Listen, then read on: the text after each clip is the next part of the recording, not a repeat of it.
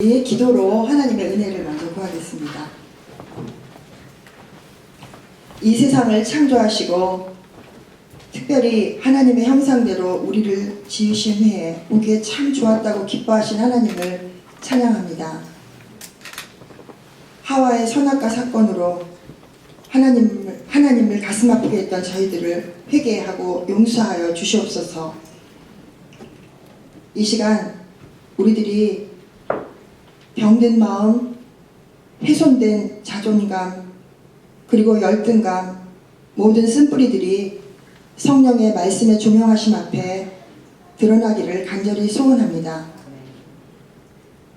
건강한 사람에게는 의사가 필요 없다 하시고 병든 자를 위해서 이 땅에 예수 그리스도께서 오신 하나님, 이 시간 그 하나님의 치유의 손길이 부모인 저희들에게 먼저 임하게 도와주시고 우리들을 통하여 흉하게 결박들이 대물림이 끊어지는 역사가 있게 하시고 오늘 이른 아침 학교에 간 자녀들, 직장에 나간 성인 자녀들, 나이가 몇 살이든지 간에 그들과 동행하셔서 그들이 있는 곳에 성령의 동행하심으로 하나님의 나라를 이룰 수 있는 그리스도의 편지가 될 수 있도록 우리 모두를 사용하여 주시옵소서.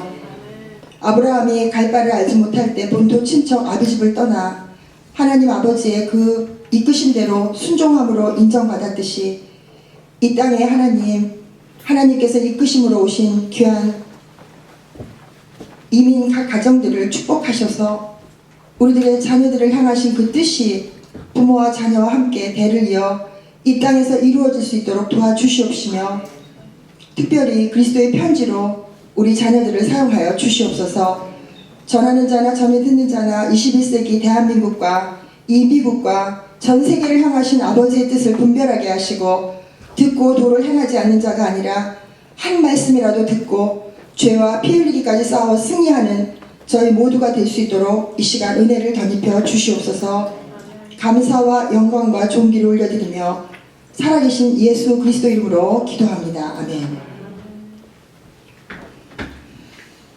이제 어제 일간에 이어서 제가 신명기 6장 4절에서 9절 말씀, 쉐마의 말씀을 이제 잘 모르지만 손목에 기호를 삼으라 그래서 사도행전을 써서 팔찌로 만들고 또 주기도문을 써서 이마에 스카치 테이프로 붙일 정도로 그렇게 성경을 문자적으로밖에 해석할 수 없었던 저에게 하나님은 제가 섬기던 교회 목사님을 통해서 매주일 제가 알아야 될 것들을 하나하나 마치 유치원 선생님이 알려주시듯이 알려주신다는 사실을 체험하게 되었습니다. 그 첫 번째, 제가 아무리 말씀을 들어도 교회에서는 그렇게 하면 될 것 같다는 생각이 들다가도 교회 문을 나서는 순간 저는 하나님도 안 계신 것 같고 그리고 내 인생에 닥쳐든 그 아픈 아이와 함께 지내는 그 인생이 너무 한심스럽고 그리고 제가 잡지사 기자로 저의 자존감을 그리고 자아 정체감을 가졌던 그 세상 사람과 같았던 그 모습들이 마치 이 아이 때문에 나의 경력이 단절되고 또 내 앞길이 막힌 것처럼 그렇게 순간순간 생각되던 그 시절 하나님은 제가 아무리 설교를 들어도 변하지 않는 결정적인 제 마음의 문제를 설교 한 편을 통해서 깨닫게 하셨습니다. 그날 그 설교를 저는 그 부분을 지금도 생생하게 기억을 합니다. 마태복음 7장 비판에 관한 본문이었습니다. 아무도 비판하지 말라는 말씀과 함께 너희가 받는 그 비판으로 다른 사람을 비판할 때 너도 또 그 또한 비판을 받을 것이라 그러시면서 제가 우리 눈에 들보는 보지 못하고 남의 눈에 티를 보는 그런 상황에 대한 설교를 듣게 되었습니다. 그때만 해도 저는 항상 이런 마음이었습니다. 한번 따라해 보실까요? 나만큼만 살라 그래. 여러분은 안 그러신가요? 나만큼만 살라 그래. 항상 그런 근거 없는 자긍심이 있었고 또 조금만 어려운 일이 생기면 금방 바람 빠진 풍선처럼 낙심하고 절망하고 극단적으로 마음속이 우울해지고 그런 업다운이 굉장히 심하고 불안정한 정서를 갖고 있었는데 알고 봤더니 그게 아기를 낳은 후에 여성들이 잠시 겪게 되는 산후 우울감과 같은 증세였습니다. 그런 증세를 알 수 없었던 저에게 하나님은 말씀을 통하여 찾아오셨는데 그날 듣던 설교 말씀을 듣다가 깜짝 놀랐어요. 오늘 여러분도 깜짝 놀라는 은혜의 주인공이 되시기를 기도하면서 이 자리에 섰습니다. 저와 여러분이 예수님을 아무리 믿어도 마음이 변하지 않는 여러 가지 이유 중에 그 외에도 누가복음 8장에 우리들의 마음밭을 예수 그리스도께서 길가와 같은 마음, 돌짝밭과 같은 마음, 가시덤불과 같은 마음, 또 착하고 부드러운 마음으로 이렇게 구별을 해주셨는데, 그 시절의 저의 마음은 길가와 같은 마음이고 가시덤불과 같은 마음이고 돌짝밭과 같은 마음, 특히 그 중에서 저의 그 캐릭터를 형성하는 데 있어서 언어생활, 사고방식, 삶의 태도들의 가장 중요한, 제가 마치 굉장히 똑똑하고 지혜로운 것처럼 착각했던 비판의 습관이 저에게는 온몸에 배어 있었던 시절입니다. 저는 비판을 해야 제가 똑똑한 줄 알았고, 또 학교에서도 직장에서도 또 제가 일했던 그 직장의 특성상 뭐든지 지적질을 하고 마음속에 비판을 하고 문제를 찾아내고 그런 것이 제가 잘 사는 것인 줄 잘못 교육받았던 그런 시절의 이야기입니다. 목사님의 설교를 듣다 보니 제 모습이 보이기 시작했습니다. 성령님께서 조명해 주실 때 어제 우리 함께 읽은 말씀대로 하나님의 감동으로 쓰여진 성경은 우리를 교훈하시고 책망하시고 바르게 하시고 의로 교육해 주시며, 이렇게 해주시는 목적은 디모데후서 3장 17절에 기록된 대로 하나님의 사람으로 온전하게 되고 모든 선한 일을 행할 능력을 갖추게 하신 바로 그 약속의 말씀이 사실이었습니다. 그날 목사님께서는 그리스도인 부모라면 절대로 해서는 안 되는 비판의 대상이 있다. 그런데 그 비판의 대상이 첫 번째, 그리스도인 부모가 자녀가 보는 데서 아내가 남편을 혹은 남편이 아내를, 그럼 어때요? 아내가 남편을 우리가 지적할 때 어떻게 하고 싶어요? 만약에 내가 음식을 열심히 만들었어요. 막 퇴근하고 바쁘고 너무 힘든데도 내가 장을 가다가 우리 남편이 좋아하는 생선을 막 집에 냄새가 나는데도 다 그것을 무릅쓰고 했어요. 그럼 우리는 어떤 마음이 있죠? 아무도 요리를 안 해 드시는, 다 테이크아웃. 우리는 그렇게 내가 수고한 거에 대해서 뭐 하고 싶어요? 인정받고 싶죠. 그 다음에 칭찬받고 싶죠. 그 다음에 나의 공로가 누군가의 중요한 사람의 입술의 언어를 통해서 그것이 귀한 취급을 받고 싶잖아요. 그쵸? 칭찬받고 싶잖아요. 아무도 안 그러시고 예수님의 마음으로 사시는군요. 정말 그렇게 이제 그런 마음이 있는데, 내가 열심히 내가 싫어하는 생선이지만 남편이 좋아하니까 반찬을 했어요. 근데 내가 싫어하는 재료는 어때요? 음식을 할 때 서툴죠. 내가 좋아하는 재료가 아니니까. 그리고 이제 생선은 비린내가 좀 나니까 제가 좀 별로 안 좋아했어요, 결혼 초에. 그래서 제가 생선을 열심히 힘들지만 구웠더니, 만약에 남편이 젓가락으로 생선을 이렇게 두드리다가 아유, 구운 거보다 조린 게 좋은데 라고 만약에 했다면 그때 어때요? 뭐가 이 마음속에서 확 치리면서 오늘 강의를 안 들으시는 분들은 어떻게 하고 싶어요? 내가 이렇게 열심히 한 거에 대해서 이야기를 한 후에 시아버지를 떠올리면서, 시어머니를 떠올리면서 그동안 억울했던 거를 거기다 확 쏟아부어서 갑자기 생선을 조린 거를 먹고 싶다는 그 한마디를 잘못한 남편의 실수로 인하여 온 가족이 갑자기 다 비판의 대상이 될 수 있다는 거죠. 아내가 남편에 대해서 험담을 하고, 특히 아내는, 우리 한국에서는 과거에 이런 잘못된 풍토가 있었어요. 제가 결혼할 때 시자 들어간 건 시금치도 우리 먹지 말자, 대동단결에서.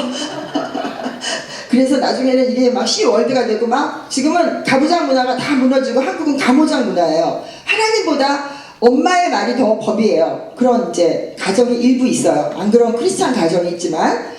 그래서 이렇게 아내가 남편을 어떻게 해요?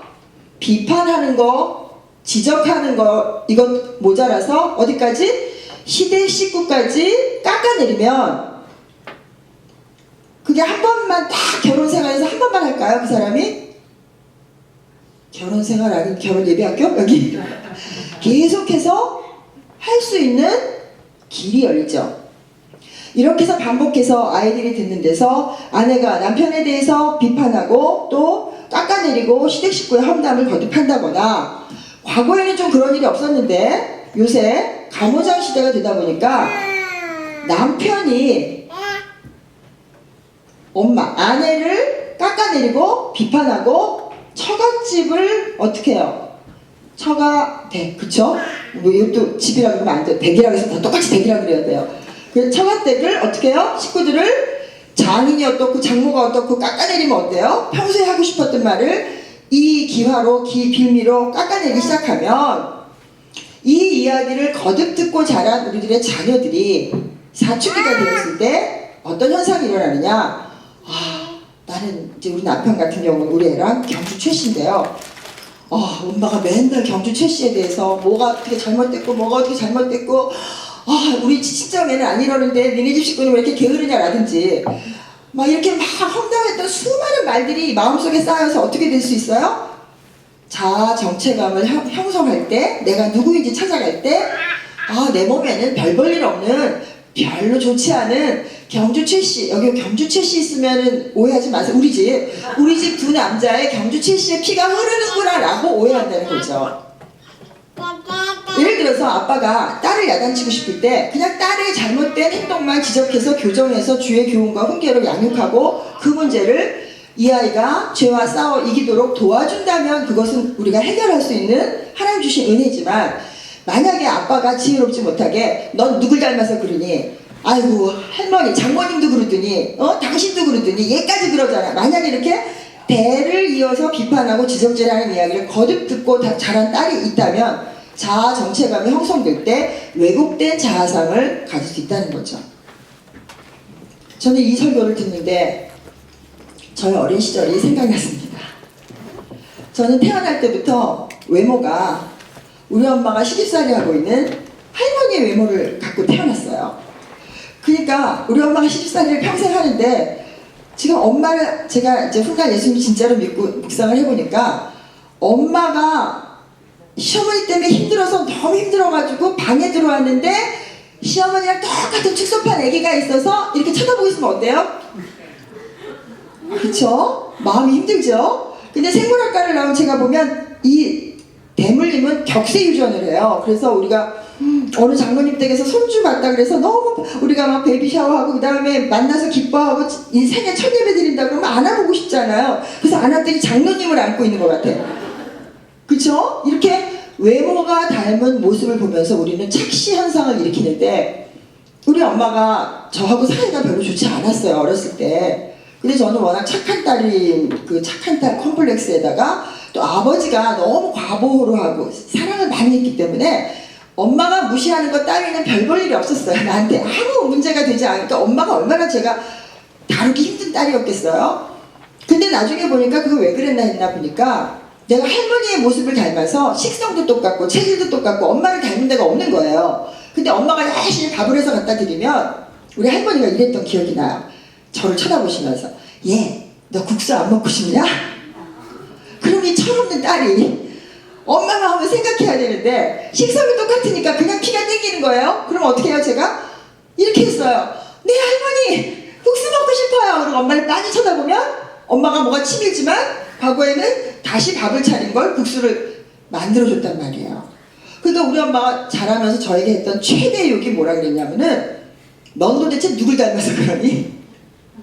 나중에 알게 됐어요. 예수님 믿고 성경 공부하고 그리고 말씀을 묵상하고 또 설교를 듣고 그리고 삶에 내가 엄마가 돼서 내 아이를 기르다 보니까 내 아이 모습 속에 어느 날은 시아버지가 앉아있고 어느 날은 시어머니가 앉아있고 어느 날은 내 남편이 앉아있고 막 이런 것들이 막 교차되는 거예요. 그래서 우리 엄마가 정말 힘들었겠구나 이런 생각을 하게 됩니다.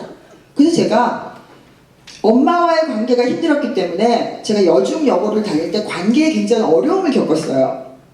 그래서 지금 저를 보시면 아무도 상상을 못하겠지만 여자 중고등학교를 다닐 때 제가 친구들하고 관계하는 거를 어려워하면서 날마다 책을 읽는, 그때 예수님도 안 믿었고 주일학교도 안 다녔으니까 소설책만 열심히 읽었어요.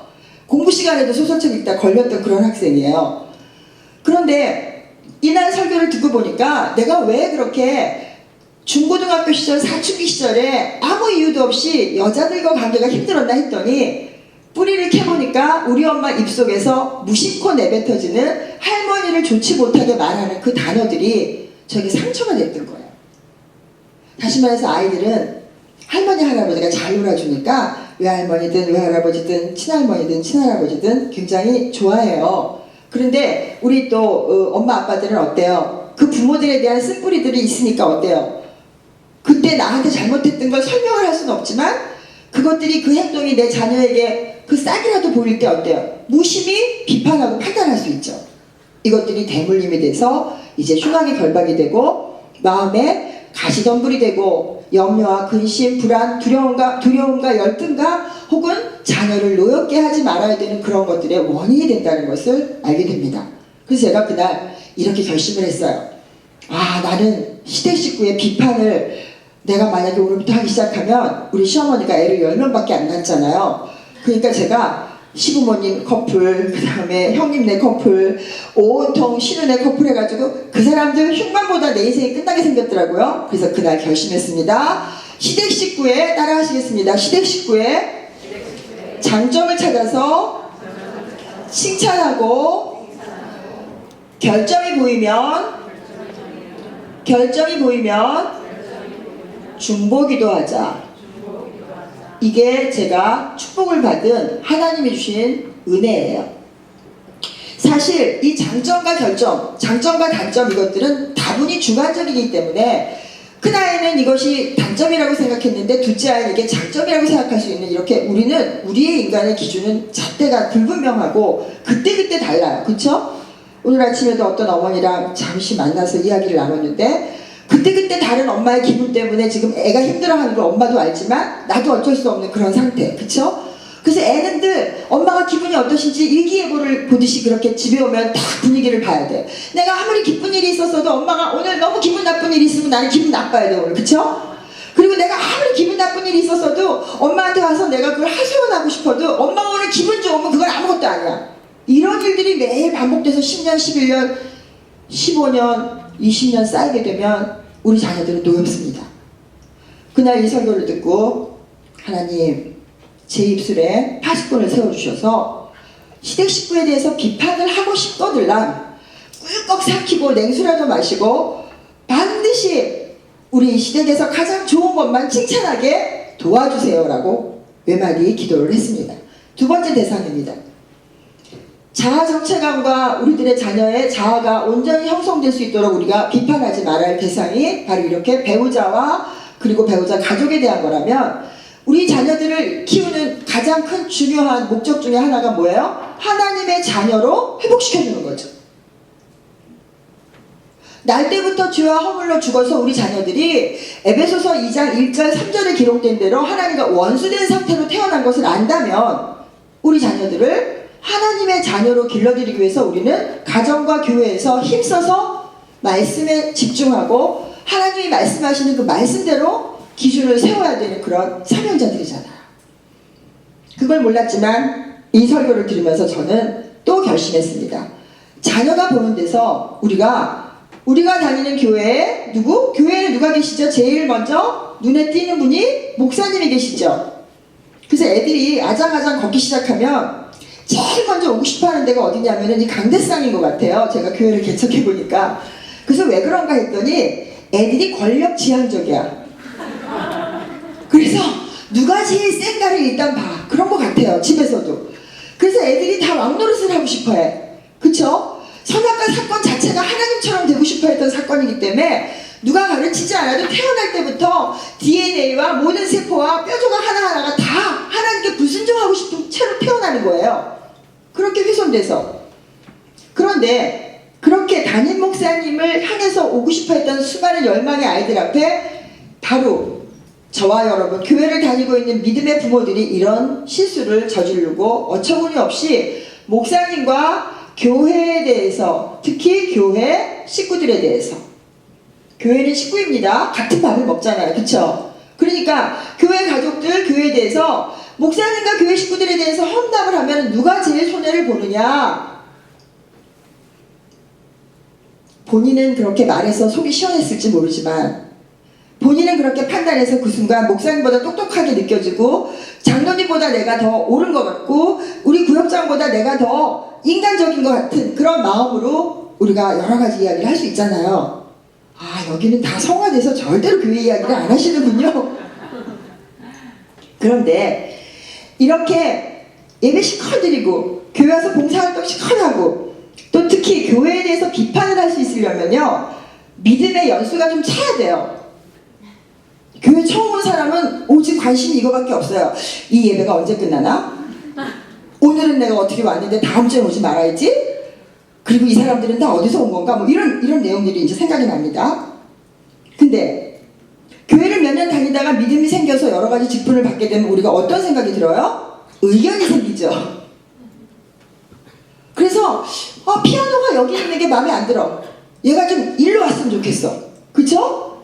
뭐 이런 의견들이 생긴다고 예를 들어 봅시다. 그러면 우리가 이런 우를 범할 수 있다는 거죠. 우리 목사님 왜 그러신데? 시커 은혜 받고 나서 이제 막 허깅도 하고 사랑해요 하트 뿅뿅 그렸어요. 그리고 자기들 식구들끼리 자동차 시동을 탁 걸고 집에 가는데 아내가 남편한테 말을 겁니다. 오빠라 그러나요? 미국은 어때요? 이름 불러요? 뭐라 그래요?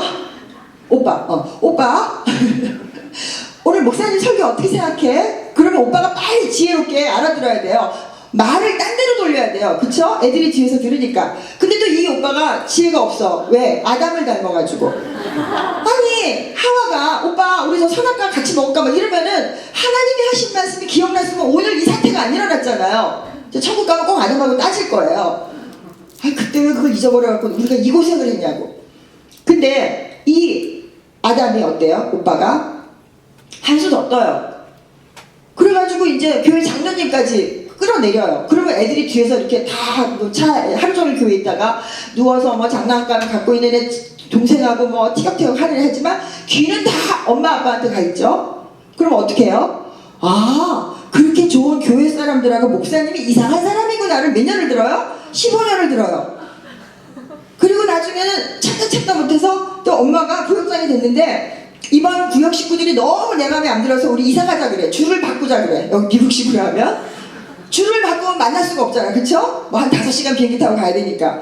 이래서 정말 교회를 다닐 수 없다고 이야기를 하니까 아무리 목사님께서 하나님께서 성령을 부어주셔서 디모데후서 3장 15절 16절 17절에 있는 대로 우리를 교훈하시고 책망하시고 바르게 하시고 의로 교육해 주시고 또 히브리서 4장 12절에 기록된 대로 하나님의 말씀이 살아서 운동력이 있어서 어떤 예리한 활력 있는 레이저 수술보다 더 우리들의 혼과 영과 관절과 골수를 찔러 쪼개기까지 하고 병든 마음과 생각을 계속 고쳐서 온전하게 하나님의 성품으로 계속 바꿔주시는데 이 마음밭에 길가와 같은 마음, 돌짝밭과 같은 마음을 계속 돌을 쌓는 거예요. 우리가 이렇게 할 때 목사님과 교회 식구들의 험담을 거듭들은 자녀들은 때가 되면 영적 침체기, 영적 사춘기에 빠졌을 때 특히 아이들은 언제 영적 사춘기에 빠져요? 학교 가보니까 태어날 때부터 교회 다녔던 우리 집이 다 그런 줄 알았더니 교회 안 다니는 친구들이 너무 자유롭게 사는 거예요.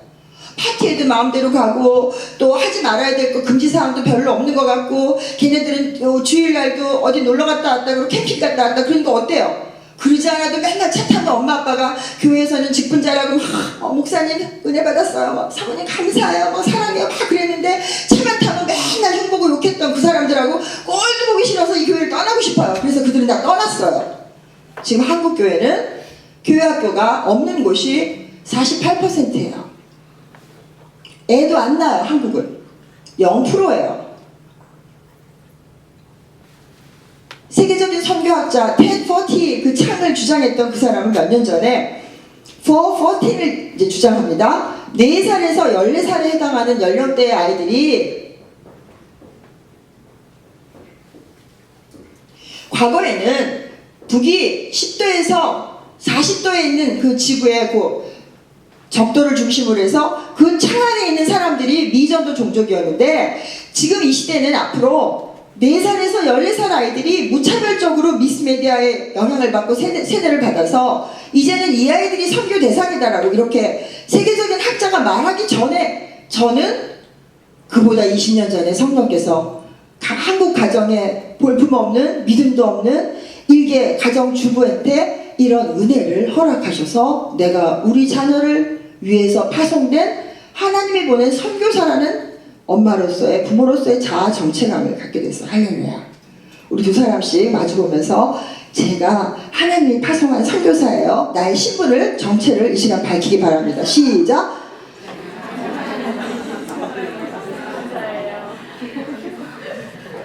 진심으로 말해야 돼. 다시 한번 시작. 자, 선교사 위해서 우리 뭐 하죠? 중보기도 하죠. 그러니까 이렇게 말씀하셔야 돼. 저를 위해서 중보기도 해주세요. 시작. 그렇습니다. 저와 여러분이 서로를 위해서 중보기도 하며 우리가 각 가정에 파송된 그 아이가 나 아니면 예수를 믿을 수 없어서 하나님이 그 아이를 우리 태중에 집어넣어 주셔서 만세전에 택정하셔서 엄마 아빠의 정자와 난자가 만나기도 전에 DNA가 그렇게 조성도 되기 전에 뼈와 골수가 조성도 되기 전에 내가 너를 지명해서 부르고 택정해서 알았다고 하셨잖아요. 할렐루야. 근데 하나님은 실수가 없으세요. 왜? 우리가 그 아이를 가장 잘 하나님의 뜻대로 기를 수 있다고 하나님이 확신하셔서 주셨기 때문에 우리 모두는 다 좋은 부모예요. 아멘. 근데 속은 거예요. 마귀가 속였고 내 죄가 나를 속이고 내 환경이 나를 속이고 로마서 12장 1절 2절에 있는 대로 이 세대를 바라보다가 본받지 말아야 되는데 또 손에 뭘 들고 있어요? 한 손에 성경 한 손에 신문을 들고 우리가 세상을 분별하는 게 아니라 우리 어떡하죠? 이 손에는 스마트폰 이 손에는 마우스 그쵸? 온통 이 세상을 향한 모든 촉수를 내 안방 침실까지 엄마 아빠가 부부가 잠들기 직전까지 온갖 이 세대를 본받는 SNS에 만약에 그렇게 깊숙이 연루되어 계시다면 내 주님은 어쩌면 여호와 하나님이 아니라 스마트폰은 나의 목자시니 내게 부족함이 없으리로다 라고 하나님은 그렇게 우리를 평가하실지도 모른다는 것입니다. 저는 이 설교를 들으면서 영적 사춘기가 됐을 때 부모나 어른들이나 교회 중요한 사람들이 별로 좋지 않게 이야기했던 그 교회 사람들을 우리 자녀들은 스스로 때가 되어 힘이 생기면 떠나고 만다는 그 설교에 가슴이 서늘해졌어요. 왜냐하면 첫 시간에 소개한 저희 돌아가신 친정 아버지의 과거가 떠올랐기 때문이에요. 저희 친정 아버지는 한국의 6.25 전쟁이 났을 때 개성중학교를 다니다가 피난 오신 그 피난 가정이에요. 그런데 서울로 피난을 오셔가지고 아무도 예수님을 믿지 않는데 우리 아버지 혼자 친구의 전도를 받아 교회에 다니신 거예요. 고등학교 때 얼마나 교회를 열심히 다녔는지 서울에 있는 그 서울고등학교라는 게 그 당시에 있었는데 지금도 있어요. 학교 가기 전에 고등학교 이제 등교하기 전에 자기가 다니는 교회 마당도 쓸고 그리고 교회 가서 기도도 하고 갈 정도로 믿음을 하나님께 선물로 받은 거예요. 혼자. 그렇죠? 하나님이 믿음을 선물로 주시니까 그렇게 열심히 교회를 섬기던 어느 날 교회를 가봤더니 교회가 풍비박산이 난 거예요. 목사님하고 뭐 장로님하고 전도사님하고 다 쌈박질이 일어나고 뭐 전쟁통이니까 사람들이 다 강팍해져갖고 어때요? 그저 누구랑 싸우기 직전에 막 그런 상태를 청소년기 시절에 가장 순수함을 지향하는 그 중고등학교 때 보게 됩니다. 그리고 대학을 들어가서 군대를 가게 됩니다. 우리 아버지는 청소년의 그 마음으로 청년기의 순수한 마음으로 더군다나 예술을 했기 때문에 감성이 굉장히 여린 그런 상태에서 고등학교 때 교회에서 그렇게 분란이 일어나고 교회가 찢어지는 걸 본 그 가슴이 아파서 군대에 가서부터 교회를 떠나고 기독교를 떠나고 하나님을 떠난 후에 대한민국의 종교라고 생각했던 샤머니즘, 불교, 유교가 다 융합된 그저 민속 종교 정도에 심취했던 그런 청년기와 중년기를 보내던 중이셨습니다. 저는 이 설교를 듣다가 그때 만약에 누군가 단 한 사람만이라도 우리 아버지한테 이렇게 설명해 주는 사람이 그런 어른이 있었더라면 우리 아버지는 그렇게 45살에 암 걸려서 하나님 하나님이 너를 지명해서 불렀고 내가 너의 이마에 도장을 찍었고 그 사랑의 도장을 결코 잊지 않아서 그 영혼을 음부에 안 뺏기시려고 마지막 중년에 갑자기 위암 걸려서 그렇게 극적으로 데려가지 않으셔도 얼마나 이 땅에서 하실 일이 많았을 텐데 그때 목사님, 교회 식구들의 험담, 싸움, 비판 막 이런 보고 싶지 않은 모습을 봤기 때문에 우리 아버지가 마음의 상처를 크게 입고 이것이 큰 바위처럼 계속 이 마음의 가시덤불처럼 계속 마음을 짓눌려서 말씀이 들었던 게 다 기운이 없어져서 다 메말라 버려서 사막화되지 않았더라면 저는 또 다른 방식으로 구원을 받았겠죠. 인생의 최초에 드린 예배가 아버지 장례 예배가 되는 그런 슬픔을 하나님 막아주셨을 거라고 생각을 해요. 만약에 그때 누가 이 땅에는 예수님 한 분 외에는 다 죄인이야. 그리고 봐봐 사도행전에도 보면 바울과 바나바와 누가가 시커먼 선교여행하고 그들이 싸우잖아. 그래서 하나님은 다툼으로 하나 기쁨으로 하나 전파되는 것은 그리스도니 기뻐하시고 기뻐하시면서 선교가 이렇게 이어진 거야. 교회들은 다 불안정해. 예수님 한 분 외에는 죄 없는 사람이 아무도 없어 라고 설명해 주면서 그러니까 니네 교회가 지금 이렇게 싸우고 난리 나는 거는 지금 성령에 사로잡혀야 될 이 교회 지도자들이 악한 영한테 속아가지고 지금 자기도 왜 저러는지 모르고 불의의 병기로 쓰이는 거야 라고 설명을 해줬더라면 우리 아버지는 아마 그 교회를 지켜내는 청년으로 성장했을 거예요. 근데 우리 아버지에게 그렇게 설명해 줄 수 있는 사람이 주변에 없었던 것 같아요. 저는 그날 결심을 합니다. 우리 아들에게 또 제 자신이 이렇게 마음을 먹고 그렇게 말하고 살기로 한번 따라해 보시겠습니다. 이 세상에서 제일 좋은 교회는 우리 가족이 다니는 우리 가족이 다니시는 교회 다 여기 뉴욕 수정교회이시기도 하고 아니시기도 하고 저도 뉴욕 수정교회 다니고 싶은데 사모님이 교회 옮기면 좀 이상하잖아요. 그쵸?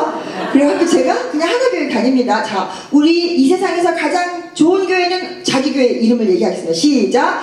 이 세상에서 가장 좋은 교회는 뉴욕 수정교회다, 하나교회다, 서울 하나교회다 이렇게 계속 말을 어떻게 해야 그렇게 말하고 선포하고 여기고 우리 아이들이 듣도록 우리들이 사명을 가졌다는 것입니다. 아멘. 혹시 다 죄인들이 모여서 있는 곳이니까 얼마나 우리들이 부족한 게 많아요. 그쵸?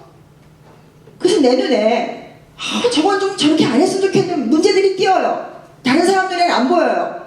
그러면 뭐예요? 내 눈에만 보이는 우리 교회의 허물은 내 사명이에요. 할렐루야. 그건 다른 사람한테 말할 거리가 아니고 그게 보이면 그게 네가 해야 되는 일이라고 하나님 가르쳐 주시는 거예요. 내가 지나가는데 교회 액자가 삐뚤어져 있는 게 보이는데 저거 왜 똑바로 안 해놓냐고 계속 얘기하는 게 우리의 사명이 아니라 그게 보인 사람만 가서 똑바로 해놓는 거예요. 혹시 여러분 오늘 여기 들어오시는데 입구에 매트가 있었는데 매트가 똑바로 놓여있는 거 의식하고 들어오신 분 계세요? 제가 여기 그래도 어저께부터 교회를 다니잖아 이 교회를. 그래서 제가 아침에 왔더니 그게 삐뚤어져 있었어요. 그래서 제가 똑바로 놨어요. 왜? 제가 다니는 섬기는 하나교회나 뉴욕 수정교회나 다 로컬 처치로서 어느 나라 어느 민족에게나 어느 시대에나 어느 교회들이 다 예수님이 재림하실 때 다 천상의 교회로 우리는 함께 모여지는 다 지체잖아요. 아멘. 그러니까 내가 있는 교회, 내가 예배드리는 처소, 내가 있는 곳이 바로 하나님의 거룩한 땅으로, 그쵸? 모세에게 주신 바로 신발 벗고 거룩한 땅으로 부름받은 바로 그 자리잖아요. 근데 우리 강의 끝나고 집에 가면 어디예요? 어디가 거룩한 땅이에요? 우리 집 주방, 우리 집 부엌, 우리 집 쓰레기장, 우리 집 앞에 떨어진 쓰레기, 그게 바로 나의 거룩한 곳이잖아요. 할렐루야. 저는 이 설교를 듣고 이 세상에서 제일 좋은 교회는 그 당시 제가 평신도 때 다녔던 한신교회 이준표 목사님이 섬기던 교회로 우리 아들한테 이렇게 설명했어요. 이 세상에 제일 좋은 교회는 우리 한신교회야. 또 그 다음에 하시겠습니다. 이 세상에서 제일 좋은 목사님은 우리 이 수정교회는 황자, 영자, 송자 목사님이시죠? 스티브 황 목사님 맞나요? 네, 감사합니다. 그래서 다 자기 목사님 이름을 대겠습니다. 시작! 하나교회 최정면 목사님과 뉴욕 수정교회 황영송 목사님, 스티브 황 목사님이십니다. 라고 내가 그렇게 믿고 늘 어디를 치나 그게 나와야 돼요. 왜 저기 한국 뉴스 보시면은 추국 수매가 결정할 때 쌀을 바닥부터 꼭대기까지 쌓아놓고 그때 그 해에 쌀을 이제 결정할 때 이만한 꼬챙이를 갖고 아무데나 푹푹 찌르는 장면이 나와요, 뉴스에, 사진에. 그러면은 쌀자루가 다 쌓였으면 어디를 찔러도 뭐가 나와요? 쌀이 나오죠. 근데 쌀자루가 있는데 어디를 찌르면 쌀이 나오고 어디를 찌르면 콩이 나오면 지금 수상한 거죠? 우리가 예수 그리스도를 믿으면 어때요? 어디를 찔러도 뭐가 나와야 돼? 예수가 나와야 되잖아요. 자, 옆에 사람 한번 찔러보겠습니다. 예수가 나오나? 예수가 나오나? 내 혈기가 나오나? 복음의 특성이 나오나? 그쵸? 이와 같이 우리가 해야 되는 이 자녀들의 영적 사춘기나 믿음이 흔들릴 때, 이 세상 친구들에게 영향을 받을 때, 저와 우리 모든 가족의 부모들이나 교회 식구들이 해줬던 이 이야기들, 이 세상에서 제일 좋은 교회는 내가 다니는, 우리 가족이 다니는 뉴욕 수정교회야. 제가 과거에 평신대 때 다녔던 한신교회야. 왜 그게 중요하냐? 우리 목사님이 우리 성도를 위해서 기도해 주시죠. 제 아들 같은 경우는 제가 배가 이렇게 부른데도 부끄러울 줄도 모르고 목사님만 길에서 만나면 배를 이렇게 내밀고 목사님 기도해 주세요. 지금 믿음은 없었지만 안수받는 건 좋아해가지고, 그래가지고 이렇게 뱃속에서부터 우리 목사님하고 터치가 있었던 아들이니까 이 세상에 우리 아들을 위해서 기도해주는 사람은 누구예요? 우리 담임 목사님이시잖아요. 그래요, 안 그래요? 내가 아무리 리고렌 목사님을 좋아해도 그분이 날 모르신다니까요. 그래서 나를 위해 기도해 주시는 목사님, 우리 가족을 위해서 기도해 주시는 목사님, 우리 가족을 위해서 말씀을 준비할 때 성령의 기름을 부어주시는 우리 교회 담임 목사님에 대한 우리들이 그런 존경하는 마음과 사랑하는 마음이 진짜로 어디를 찔러도 나오도록 신앙을 갖는 것이 바로 자녀를 가장 믿음의 사람으로 기르는 핵심이라는 것을 알게 됐습니다. 세 번째, 엄마들은 다 공부 잘하는 거 좋아하죠? 뭐 이 세상 공부 필요 없다고요? 너무 공부 잘하기를 좋아해서 오신, 제가 캐나다 한인교회에서 제 책을 읽으시고 초청해서 갔더니 캐나다는 유난히 기러기 엄마들이 많더라고요. 그 교회에서. 그래서 자녀 양육을 위해서 세미나를 며칠 했는데 그 영어가 뭐라고, 거기에는 가족관계도 다 깨고 미국 신문에도 났었잖아요. 한국은 정말 연구할 대상이다. 부부가 이혼도 안 했는데 떨어져서 영어 공부하러 이렇게 왔다. 이런 이제 특별한 민족인데 다 그것도 하나님 뜻이 있다고 저는 생각해요. 그렇게 했으니까 여기 시티필드인가요? 거기서 BTS가 한국말로 노래했잖아. 할렐루야. 한국말로 노래하는데 미국 티네이저들과 전 다국 모든 민족이 와서 난리치고 전석이 매진됐었잖아요. 아닌가요? 맞죠? 그래서 우리 애들이, 한국 아이들이 얼마나 지금 자긍심이 있고 너 BTS 알아? 그러면은 애들이 다 BTS는 알아요. 네가 그 나라에서 왔니? 그리고 지금 그러는 거예요. 그래서 우리들이 각 분야에서 하나님이 주신 은사대로 각 분야에서 쓰임받고, 왜? 선교를 위해서. 아멘 할렐루야. 근데 공부를 잘하기를 원한다면 자녀 앞에서 절대로 험담해서는 안 되는 대상이 있습니다. 따라 하시겠습니다. 선생님과 학교와 여러분 다 금식기도 하셨어요? 옛날에 그 지혜로운 어머니들이 이런 말이 있었어요. 엄마가 시금치 먹으면 애가 푸른똥 싼다고. 그러니까 여러분이 지금 목이 기어 들어가는 소리를 하면 지금 교실 어디에선가 우리 애는 졸고 있어요. 근데 여러분이 집중해서 대답을 해도 얘네들이 지금 들을까 말까요. 그거 어떻게 하셔야 돼요? 다시 한번 따라 하시겠습니다. 선생님과 학교와 교육제도에 대해서 절대로 자녀 앞에서 험담하지 말아라. 왜냐하면 자녀가 배움의 욕구를 갖는데 가장 중요한 요소가 자녀를 가르치는 선생님이에요. 또 자녀를 가르쳐야만 하는 부모예요. 영적 지도자인 목사님과 교회학교 선생님들이에요. 그쵸? 이렇게 질서의 하나님 주신 영적 권위들에 대해서 우리들이 내 입으로 무시하고 깎아내리고 험담을 하고, 학교에서 숙제 하나 내주면 그딴 숙제 왜 내줬냐, 니네 선생님은 도대체 정신이 있는 건지 없는지 모르겠다, 니네 선생님은 자기도 직장 다니면서 직장 오빠들이 이 숙제 할 수 있다고 내줬다고 생각하냐, 만약 그러잖아요. 아이가 어떻게 생각해요? 아, 우리 선생님 정말 나쁜 사람이구나. 그래서 이렇게 숙제 같은 거 할 필요가 없구나. 그쵸? 다시 말해, 학교에 대해서 험담을 하고 선생님을 깎아내리고 도대체 이놈의 나라는 믿을 수가 없어. 이놈의 교육정책이 주마다 다르고 막 이렇게 해봐요. 그러면 어떻게 돼요? 내가 모피에서 왔더니 파출소 피해 왔더니 경찰서 왔어. 막 이러면 어떻게 해요? 애들이 한국도 공부할 때가 못 되고 미국도 공부할 때가 못 되는구나. 그럼 얘네들 어디 가서요? 우주에 가서요? 아니잖아요. 자녀가 공부를 잘하기를 진심으로 원한다면 우리 아이를 가르치는 선생님이 아무리 마음에 들지 않아도 그 선생님에 대해서 절대로 험담하지 말라는 설교를 들었습니다. 저는 그날 하나님께서 아직 거듭남의 체험까지는 못했어도 제가 이제 믿음의 말씀을 삶에 적용해서 실제로 말하고 그렇게 살 수 있는 귀를 뚫어주신 날이라고 생각해요.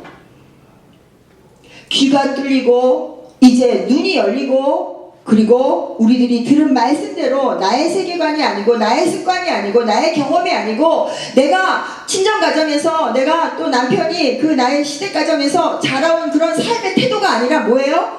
성경이 말씀하시는 대로 손목에 기호를 삼고 미간에 표를 삼고 손으로 행하는 모든 일의 기준이 우리 집이 아니고 대한민국이 아니고 미국이 아니고 이런 문화 전통이 아니고 뭐예요? 말씀하시는 대로 살아보려는 거죠. 할렐루야. 이게 성경을 기록하신 구원의 목적과 함께 있는 하나님의 사랑이었어요. 저는 그날부터 이 세상에서 제일 좋은 유치원은 우리 아들이 다니는 반포 유치원, 이 세상에서 제일 좋은 학교는 우리 아들 1학년 2반 반포초등학교 이러면서 계속해서 뭐 했어요? 우리 아들이 다니는 학교가 얼마나 좋은지, 얼마나 이 선생님들이 너를 위해서 애쓰시는지를 거듭 설명을 했어요.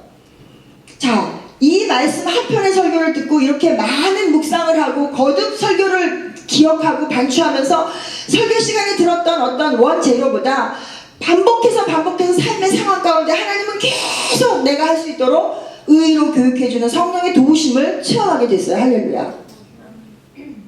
제 아들은요, 비록 미숙아로 태어나고 그리고 전신마취 수술을 해서 2번이나 이제 병원에서 의료 사고를 당하고 뭐 이런 여러 어려움이 있었지만 우리 집에서 두려워하지 않은 게 있어요. 우리는 모르는 걸 두려워하지 않아요. 제가 미국에 온 지 며칠 안 됐는데 하나도 뭐 불편한 게 없어 보이지 않으세요? 미국은 보니까 영어를 못하는 사람에도 보호를 잘 받더라고요. 할렐루야. 핸디캡 있는 사람이 더, 그쵸? 공항에 들어올 때 처음 미국 올 때는 제가 막 영어를 준비해 갖고 왔어요. 근데 한 2번째 오다 보니까 내가 못한다 그래야 더 도움을 받는다고 알았어요. 근데 영어 할 줄 아니 그래서 못한다 그랬더니 또 나가는 유학생 붙잡아다가 통역시켜갖고 얼마나 빨리 들어왔는지 몰라요. 근데 제가 어줍지 않은 영어를 막 잘해보려고 내가 막 만약에 진짜로 잘하지도 못하면서 그랬으면 어때요? 제가 오늘 이 자리에 못 썼을지도 몰라요. 다시 집으로 갔을지도. 다시 말해서 저와 여러분이 본질이 아닌 것에 쓸데없이 나를 내세우지 않고 본질이 아닌 것에 목숨 걸지 않는 하나님은 본질에 우리들의 구원과 예수님의 생명이 장성한 분량에 이르도록 자라도록 계속 누구를 도와주세요? 말씀으로 성령님께서 돕는 손길을 통해서 환경을 통해서 법까지 바꾸시면서 홍해도 가르시고 해와 구름도 멈추시고 구름 기둥과 불 기둥으로 우리를 인도하신 기록이 성경에 고스란히 있잖아요. 할렐루야. 여러분 2, 3만 가도 힘든데 이민생활 하시면서 얼마나 여러가지 어려움을 독특하게 겪으셨겠어요. 그건 누구에게 말하려면 책으로 몇 권 써야 해도 부족할 만큼 힘드셨잖아요. 그런데 그 중에 가장 중요한 핵심 중에 하나가 자녀교육이셨잖아요. 그렇다면 내가 사는 동네가 아무리 어떻든 우리 아이가 다니는 학교가 어떻든 오늘 이번 학년에 우리 아이를 맡아주신 선생님을 하나님께서 예비하셨다는 것을 우리가 믿어야 하잖아요. 저는 그걸 믿었어요. 1학년 처음 들어갔을 때 우리 아들이 야단을 맞고 왔습니다. 자, 이렇게 말씀으로 계속 묵상이 되고 계속 인도하심을 받은 저는 학교에서 무슨 일이 있다 그럴 때 정신을 똑바로 차리고 들었어요. 이게 잘 안 되시는 분을 위해서 제가 급한 팁을 하나 드릴게요. 우리 애가 와서 무슨 얘기를 하잖아요. 그러면 내가 온전한 멘탈로 들으려면 일단 객관화가 돼야 되잖아요. 근데 그게 잘 안 돼요. 그럼 딱 이렇게 하세요. 옆집 아이다. 시작. 옆집 아이다. 자, 옆집 아이가 무슨 얘기를 와서 하면 우리가 어때요? 객관적으로 들을 수 있고 지혜롭게 대답할 수 있죠. 근데 이게 내 아이라고 생각하는 순간 막 교육학 박사도 헷갈려. 그쵸? 왜? 우리 안에 욕심과 탐심과 집착과 과잉보호와 헬리콥터 마음이 되고 싶고 잔디깎기 마음이 되고 싶고 요새는 헬리콥터 두두두두 해서 다 해결하는 것도 지나서 뭐 하고 싶어요? 우리 아이 앞에 있는 모든 장애물을 잔디 깎는 기계로 두두두두두 다 없애고 얘는 비단길만 가게 하고 싶잖아요. 그렇게 해서는 안 된다는 게 성경의 기록이죠. 한번 연습하시겠습니다. 이 세상에서 제일 좋은 유치원은 우리 아이가 다니는 자, 그 유치원을 말해보세요. 시작. 유치원 하면 아무도 안 계세요? 우리 권사님 프리스쿨 킨더가든 있잖아요. 얘기하셔야죠. 이제 손녀딸한테 가서 연습하시려면 여기서 입이 떨어져야 돼요. 다시 한번 권사님 한 분을 위해서 제일 좋은 유치원 킨더가든 한번 하겠습니다. 이 세상에서 제일 좋은 프리스쿨은 어느 프리스쿨이다. 어느 킨더가든이다. 시작. 왜 우물우물하세요? 여러분 자녀한테 이러죠. 끝까지 대답해. 똑똑하게 대답해. 그렇게 안 하세요? 너는 밥을 먹고 왜 그렇게 힘없이 대답해? 엄마가 우물우물하니까 우물우물하는 거 다시 한번 끝까지 초롱초롱하게 말해보겠습니다. 시작. 우리 나라에서 제일 좋은, 그러니까 우리 아이가 다니는 이 유치원은 이 세상에서 제일 좋은 유치원이다. 시작. 우리 아이가 다니는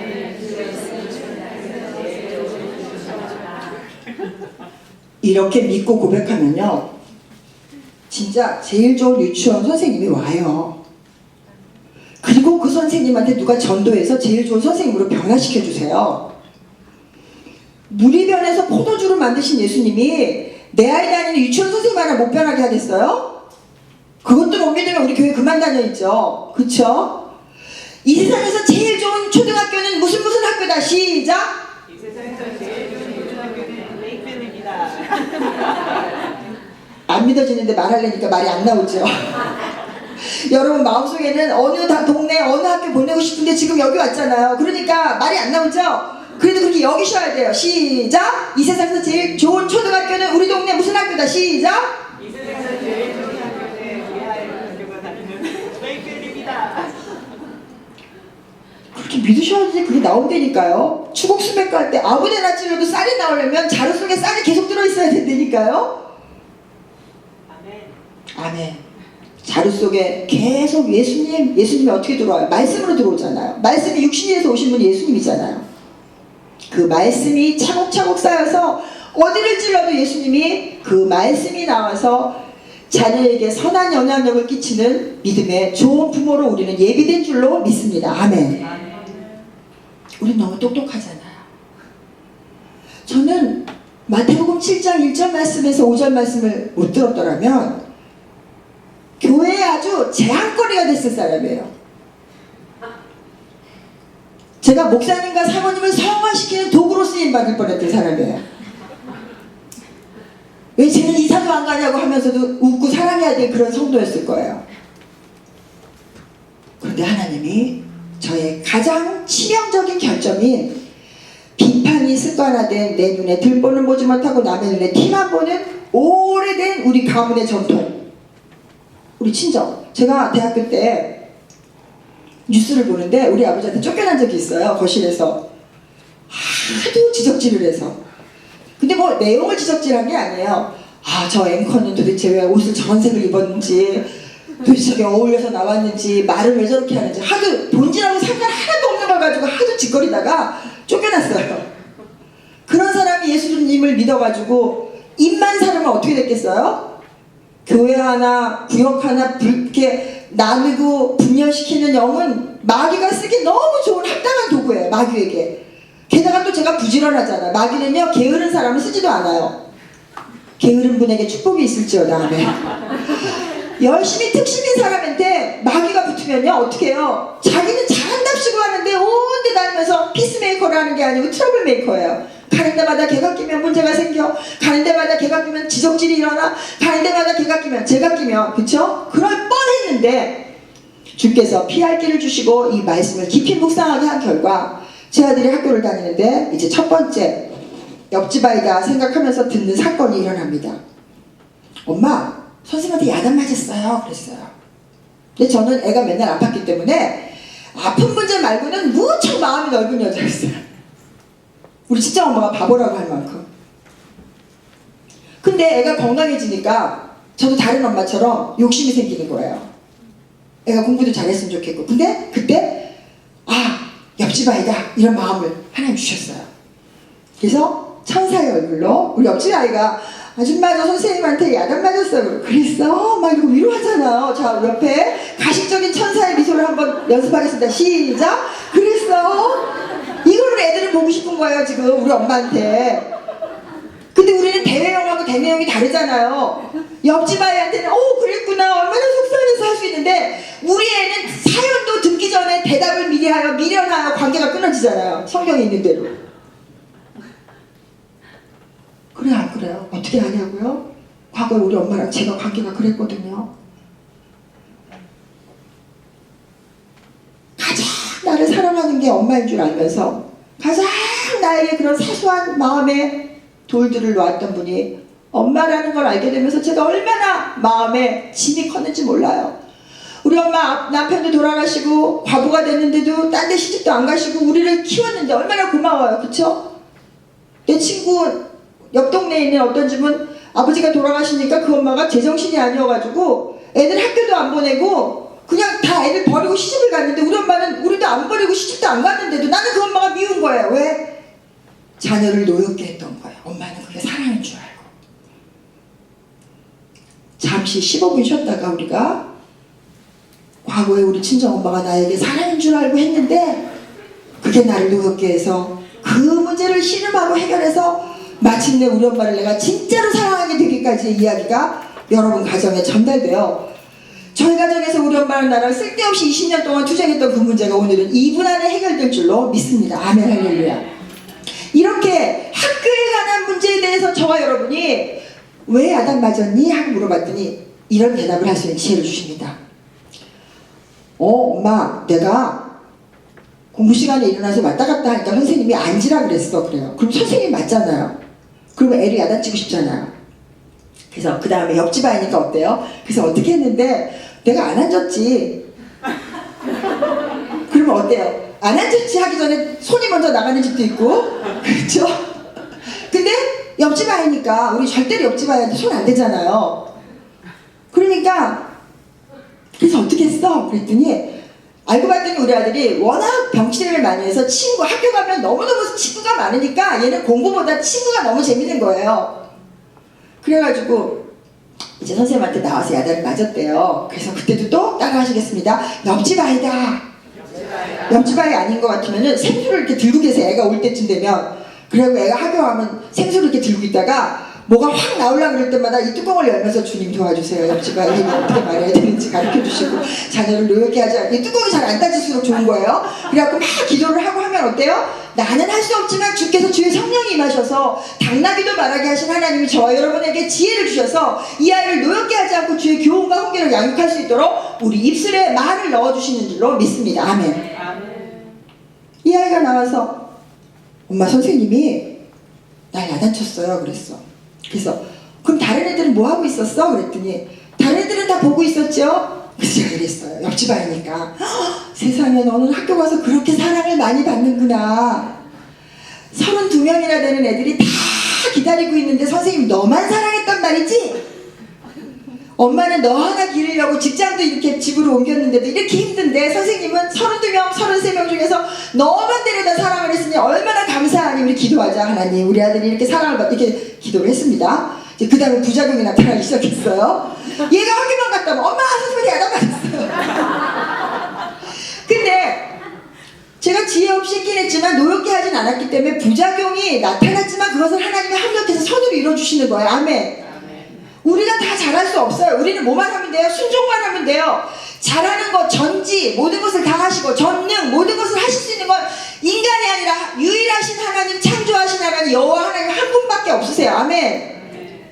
이거를 마귀가 속이는 거예요. 선악과 따먹을 때부터 선악과 먹으면 네가 하나님처럼 눈이 밝아져서 하나님처럼 선악을 분별하게 되지, 그거잖아요. 이 선악과를 오늘 우리가 따먹으라고 아무리 뱀이 속삭여도 따먹지 않고 보암직도 하고 보기에 탐스럽기도 하고 먹음직도 하고 따먹으면 바로 그것이 자녀를 노엽게 하는 길로 가는 지름길이라는 걸 하나님이 가르쳐 주셨습니다. 그러나 우리 아들이 야단을 맞을지언정 가장 참 좋은 선물을 받았어요. 우리 아들은 매 학년 선생님이 이 세상에서 자기를 엄마 아빠 다음으로, 교회 목사님 사모님 다음으로, 교학교 선생님 다음으로 가장 자기를 사랑하는 사람으로 알고 무려 15년을 성장하게 됩니다. 할렐루야. 그때 기적이 일어난 거 한 편만 빨리 얘기하고 우리 잠깐 티타임 갖겠습니다. 이제 아이가 학교를 그만두고 어저께 얘기한 대로 갈 데가 없고 일본어 배우고 막 이렇게 우왕좌왕하는 어느 시절에 검정고시가 다 끝나고 났더니 할 수 없이 한국 대학 입시 학원에 가게 됐어요. 근데 입시에 이렇게 잘 트레이닝 해주는 종합학원은 갈 수가 없었고 단과 학원에 간 거예요. 한 과목만 그냥 듣는. 근데 정보가 없으니까 한 과목만 듣는 수학을 등록을 했는데 300명 정원인 그 학원에, 여러분 어린 시절 생각하면 한국에서 기억나시죠? 한 반에 300명씩 있는 학원에 가보니까 4명밖에 등록을 안 했어요. 개강하는 날. 그러면은 보통 폐강이 돼요. 수익이 안 나잖아요. 3만 원씩만 따져도 300명이면 1000만 원짜리 교실인데 지금 수익이 안 나니까 그 교실이 폐강이 돼야 마땅한데, 예수님을 믿고 잘 어리버리해도 말씀에 순종하려는 가정을 하나님이 어떻게 하신다 그랬어요? 천군 천사 보내시고 돕는 손길 주시고 성령께서 도와주시잖아요. 아멘 아멘. 그래서 그 수학학원에 갔더니 이변이 일어났어요. 선생님이 수학 교재를 쓰신 선생님이야, 처음으로. 그래서 자기 이름을 내고 싶어서 봉사 차원에서, 서비스 차원에서 4명밖에 없어도 광고 차원에서 이 반을 계속 개강을 한다는 거야. 그러니까 3만원 내고 지금 250만원짜리 과외하는 거예요. 그런데 얘가 11조를 한 자에게 하나님 주신 축복이잖아요. 아멘. 우리는 다른 사람보다 돈을 적게 갖고 쓰잖아요, 출발을. 11조 아무도 안 하나. 다른 사람은 10에 10을 갖고 쓰는데 우리 10에 9를 갖고, 10에 1은 주님이 주인이시라고 고백한 사람들이잖아요. 물질의 주인도 주님, 시간의 주인도 주님, 모든 내 생명의 주인도 주님, 내 아들, 딸의 주인도 주님, 그것을 우리는 고백하는 사람들이잖아요. 그쵸? 그게 그리스도인이잖아요. 근데 어렸을 때부터 선생님과 학교와 교육제도에서 험담을 전혀 안 한 가정에서 자란 우리 아들이 어떻게 은혜를 받았냐. 한 보름쯤 다니더니 얘가 와서 그러는 거야. 엄마, 선생님 내 정체를 알았어요. 그러는 거예요. 근데 내가 네 정체가 뭐냐? 자, 두씩 짜져서 집사님 정체가 뭐세요? 한번 물어보세요. 집사님 정체가 뭐세요? 이거 굉장히 중요한 질문이에요. 지금 이 시대는 자기가 남자인지 여자인지도 헷갈리는 시대야. 그것도 내가 선택하는 게 맞다고 막 법이 막 정해지고 있어. 그쵸? 그래서 화장실도 저는 여자 화장실에 들어가는데 지금 젠더 어쩌고저쩌고 하면서 어디로 가야 될지 몰라요. 제가 2년 전에 아리조나에 가서 강의를 했는데 강의 끝나고 그 앞에 공원에 갔더니 웨딩 사진을 찍는데 여자가 커플인 거예요. 이게 지금 한국에도 무섭게 지금 들어오고 있어요. 퀴어 축제하면서. 심지어 잘못된 신학자들이 퀴어 신학이라고 그래서 동성애를 가지고 신학을, 아니 왜 동성애 그냥 하면 됐지 신학을 거기다 왜 붙이냐고. 그쵸? 그건 다 뭐예요? 선악과를 따먹게 해서 우리 그리스도인 한 명이라도, 믿는 자 한 사람이라도 우는 사자와 같이 마귀가 삼킬자를 찾으러 다니다가 어리버리한 사람 다 채가려고. 그쵸? 원래 자기 식구들은 그냥 두고 이 교회에 와서 어리버리, 나는 포도나무야 너희는 가지니 저가 내 안에, 내가 저 안에 있으면 이 사람은 가지를 많이 맺을 그런 가지들은 언감생심 손도 못 대는데 그냥 붙을까 마다 이런 가지들 있잖아요. 한국이 반도체 국가라서 떨어졌다 붙었다 그러는데 교회도 크리스찬이었다 아니었다 막 이러는 것 같아요. 이러면 어때요? 헷갈리게 하는 거예요. 이 세대를 본받게. 네 정체가 뭐니 그랬더니 우리 아들이 정확하게 저요? 중학교 자퇴생이요. 그래요. 정체를 분명히 알 때 하나님은 우리를 도와주십니다. 아멘. 밖에 나가서 너 크리스찬이니? 그러면 아니 뭐 그렇다기보다는 이러면서 그런 사람들 있죠. 우아하게. 아니 뭐 그냥 잠깐 나가는데 왜? 얘가 지금 영향력 있는 사람이야. 내 칩이야. 저 직장에서.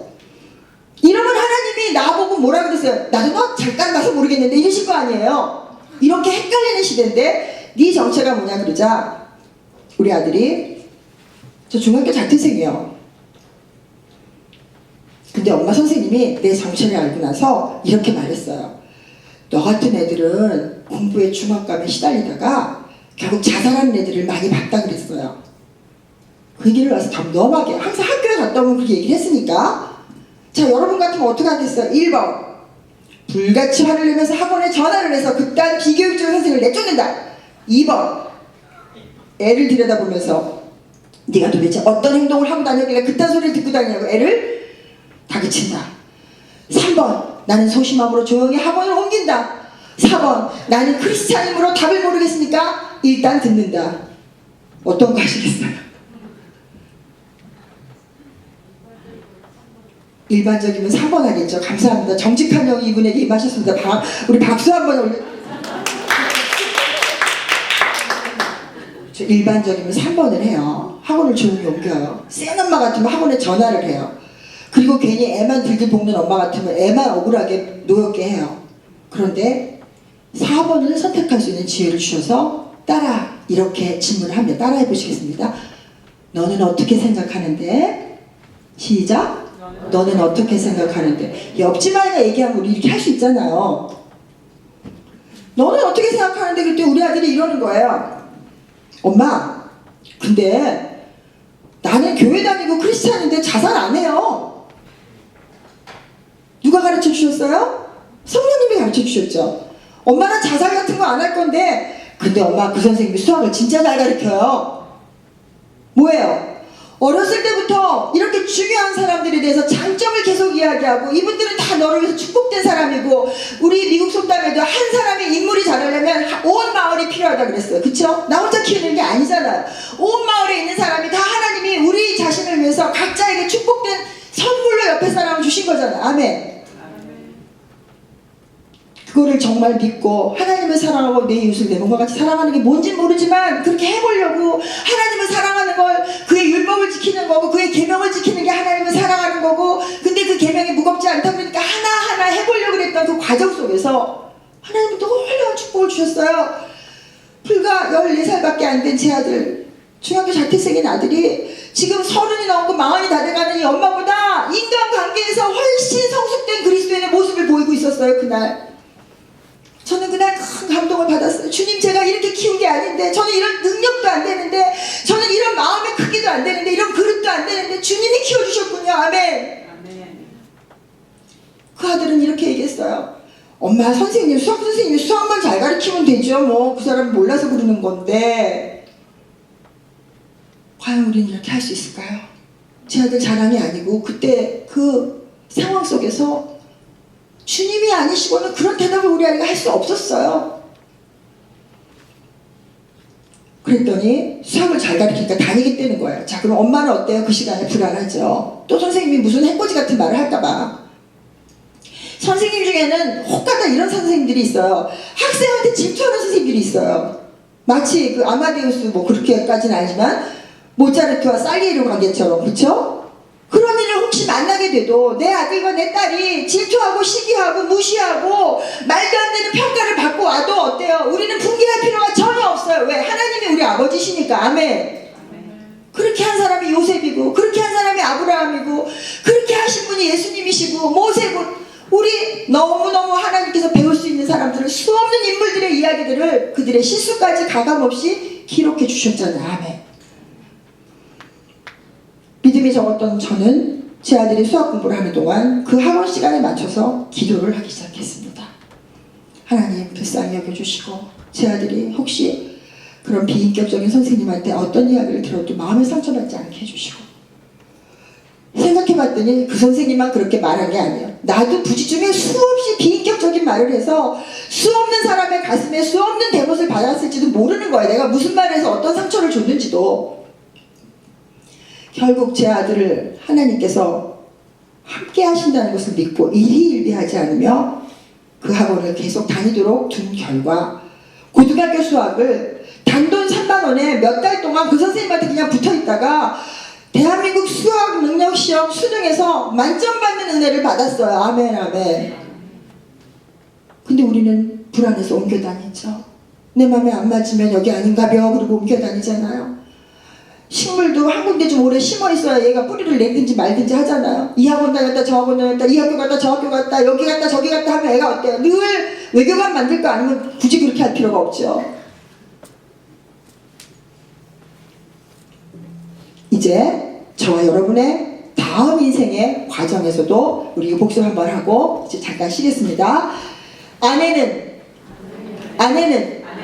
남편의 가정과 남편의 시댁식구와 죄송합니다. 제가 남편의 시댁식구가 없죠. 이건 동성애나 있는 거죠. 예, 죄송합니다. 다시 한번. 아내나 남편이나 배우자 가정에 험담을 하지 말아라.